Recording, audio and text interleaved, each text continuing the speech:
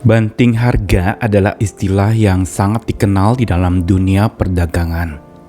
Saat satu barang itu tidak laku, maka dia akan diturunkan harganya serendah-rendahnya demi supaya bisa laku di pasaran. Walaupun memang banting harga dari sebuah barang seringkali diprotes oleh saingan dari pedagang-pedagang yang lain, merasa telah merusak harga pasaran dengan menjual barang itu menjadi sangat rendah. Dan istilah banting harga ini juga bisa diterapkan dan bahkan banyak terjadi di dalam kehidupan iman percaya kita. Yaitu saat dimana kita merasa iman kita itu sedang undur, sedang lemah, maka lalu kemudian kita memiliki iman yang justru banting harga. Maksudnya apa?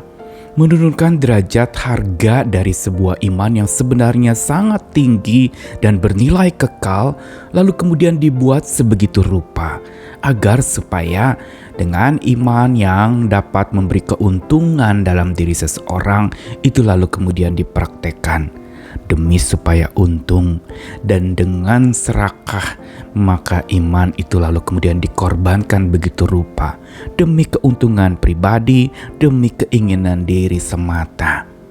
Karena itu waspadalah, jangan sampai kita banting harga di dalam kita beriman kepada Tuhan.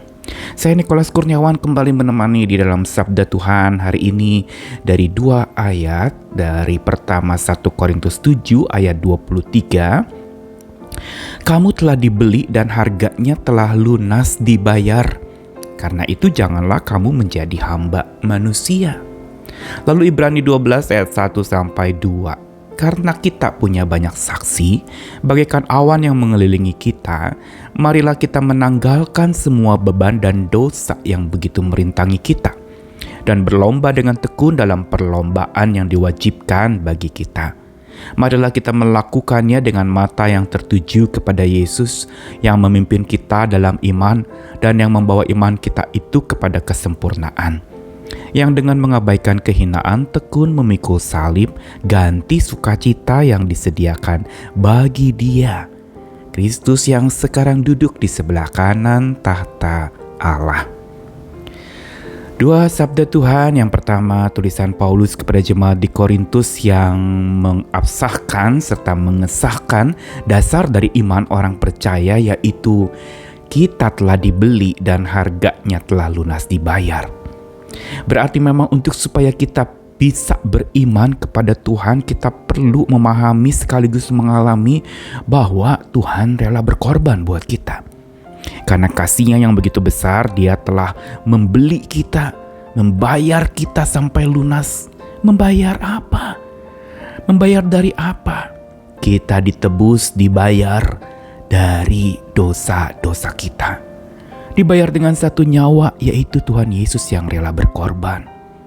Dan ini jelas sekali dikatakan oleh Paulus kepada jemaat di Korintus yang lupa tentang hakikat iman mereka, yaitu iman yang berpusatkan kepada Tuhan, bukan kepada diri mereka sendiri. Beralamatkan hanya kepada Tuhan bagi kemuliaan nama Tuhan, bukan demi kepuasan dan hasrat diri sendiri. Karenanya tindakan iman pertama-tama itu justru digerakkan oleh Tuhan yang bertindak lebih dulu dengan membeli kita, dengan menebus kita, dan harga kita telah lunas dibayar. Ini yang justru harusnya mendorong setiap orang percaya untuk dapat membayar harga, karena dia sendiri sudah dibayar lunas oleh Tuhan. Inilah iman yang harusnya tumbuh dalam hidup orang percaya, yaitu iman yang bayar harga.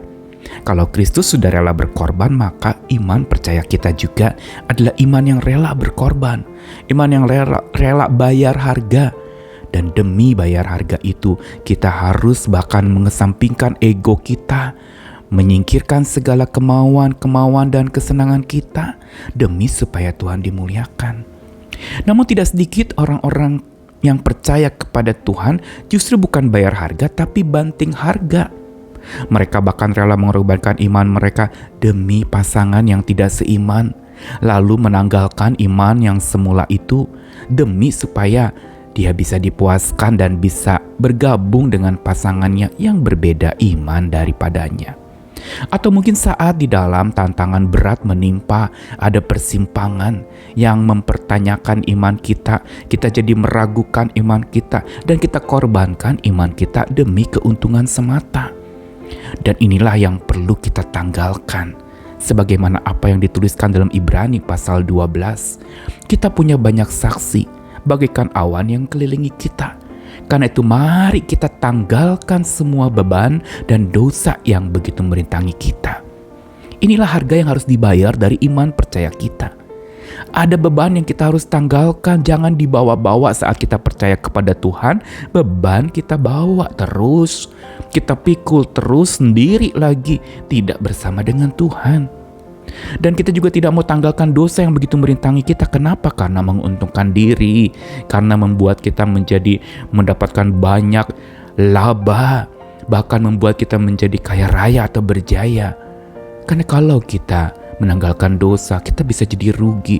Dan ini banyak dimiliki oleh orang-orang yang dangkal imannya. Iman mereka bukan iman yang bayar harga, tapi iman yang justru banting harga. Mereka lupa akan satu yang paling penting di dalam iman percaya orang percaya, yaitu berlomba dengan tekun dalam perlombaan yang diwajibkan bagi kita. Iman adalah sebuah pertandingan, sebuah perjuangan, sebuah perlombaan untuk mencapai mahkota surgawi, dan untuk itu kita butuh kekuatan Tuhan. Makanya dikatakan lagi dalam ayat 2 Ibrani 12, mari kita melakukan perlombaan iman kita itu, bayar harga dengan mata tertuju pada Yesus yang sudah bayar harga terlebih dahulu untuk kita, yang sudah menebus kita begitu rupa dan bayar lunas kita. Sehingga dikatakan bahwa hanya dengan mata tertuju kepada Yesus, Dialah yang akan memimpin kita dalam iman, membawa iman itu pada kedewasaan, pada kesempurnaan. Bahkan Yesus sudah menjadi teladan mempraktikkan iman yang bayar harga dengan mengabaikan kehinaan, tekun pikul salib, ganti sukacita yang disediakan bagi Dia yang duduk di sebelah kanan tahta Allah. Ayat-ayat hari ini ingin mengajak kita untuk memeriksa bagaimana iman kita. Iman yang bayar harga atau iman yang banting harga. Yang kita korbankan begitu rupa karena kita pikir kita sudah tidak mau lagi percaya kepada Tuhan. Kita ragu karena banyak masalah, kita anggap Tuhan tidak ada. Dan kita mulai banting harga iman kita. Kita turunkan derajatnya, kita turunkan nilainya, demi supaya apa? Keinginan kita terpenuhi. Demi supaya apa? Keuntungan kita makin tinggi. Saat itu sebenarnya kita sedang praktekkan iman yang banting harga. Tapi iman yang bayar harga adalah iman yang sudah dipraktekkan oleh Tuhan kita Yesus Kristus, yang dengan rela berkorban memimpin kita di dalam iman yang menuju kesempurnaan dan kedewasaan. Iman yang bayar harga adalah iman yang sungguh-sungguh menghargai Tuhan sebagai yang utama di dalam hidup. Iman yang bayar harga adalah iman yang sadar bahwa diri seseorang itu sudah dibeli lunas, dibayar lunas harga kita oleh tangan Tuhan yang berkuasa. Sabda Tuhan hari ini mau mengajarkan kita bahwa iman yang dewasa bukan iman yang banting harga demi laba, dengan loba dan dengan serakah, tetapi iman yang rela bayar harga tanpa henti berlomba sambil selalu menghamba kepada Allah, penggerak dan penguat iman kita. Tetaplah ada dalam perlombaan iman, walaupun mungkin kita harus mengalami terpelanting, mungkin kita merasa terbanting, kita mungkin merasa begitu lelah, tetapi jangan banting harga imanmu. Bayar harga, karena kita sudah dibayar lunas oleh Tuhan kita. Selamat tetap mengikuti Dia, apapun tantangan dalam hidup kita, jangan banting harga imanmu, tapi bayar harga demi kemuliaan nama Tuhan, dan makin dewasalah kita. Tuhan menyertai kita, Tuhan menemani kita selalu. Amin.